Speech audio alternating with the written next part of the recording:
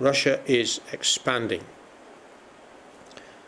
If you were to visit Moscow, this is one of the things that you would see.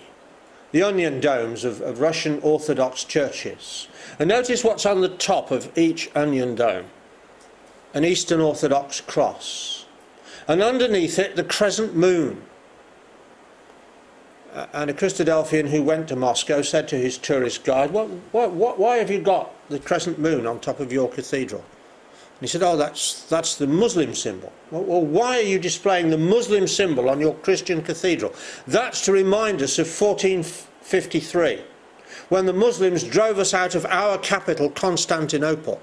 And it's there to remind us we've got to go down into Turkey and drive the Muslims out and take Constantinople back and make it our capital of our empire again, and restore Saint Sophia, largest religious building in the world, as the chief basilica of our religion. That was an ordinary Muscovite employed by the government to take tourists around the Kremlin. That's what they think. Now, just have a read of this. And that is a fulfillment, by the way, of Daniel chapter 11 and verse 40.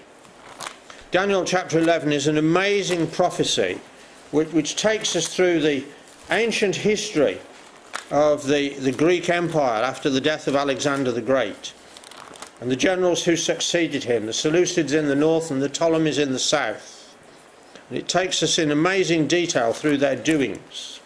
And then in verse 40 we read, at the time of the end shall the king of the south push at him, and the king of the north shall come against him like a whirlwind, with chariots and with horsemen and many ships. And him there is Turkey. And the king of the south, which was Britain at the time, came out of Egypt in 1917 under General Allenby and pushed the Turks out of Palestine. And the king of the north, which is now Russia, is going to come down against him like a whirlwind to take back Constantinople. And again, that's not just our opinion.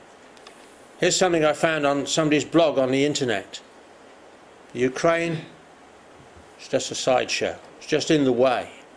What Russia really wants is Constantinople. And the interesting bit of news is that the Turkish government is considering turning Hagia Sophia back into a mosque. It was the chief basilica of the Eastern religion up to 1453. Then when the Muslims conquered, it became a mosque. When Kemal Ataturk founded the modern secular Turkey in 1935, it was converted into a museum. Now the Turkish government is considering turning at least part of it back into a mosque. And as this commentator said, the Eastern religions, the Greek and the Russian, won't tolerate it. Mr. Putin could very well deem himself the man who is destined to achieve Russia's longest, most lusted after goal, to take Constantinople.